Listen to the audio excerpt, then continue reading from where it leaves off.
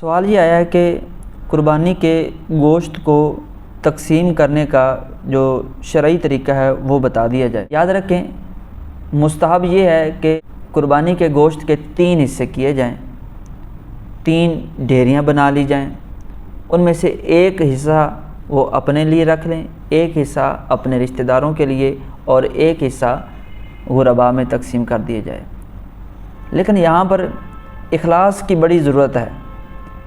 اب جب یہ تقسیم کاری کی جاتی ہے، گوشت کو 3 حصوں میں تقسیم کیا جاتا ہے، لوگ جو گوشت کا اچھے والا حصہ ہے، جو گوشت کے اچھے اعضاء ہیں، اچھے اجزاء ہیں، وہ جو اپنے لیے انہوں نے ایک ڈھیری بنائی ہوتی ہے وہ اس میں رکھ لیتے ہیں، اور چند ایک جو اچھے اجزاء ہیں وہ اپنے رشتہ داروں کے لیے رکھ لیتے ہیں، اور جو غرباء میں تقسیم کرنا ہوتا ہے وہ ہڈیاں ہی رہ جاتی ہیں۔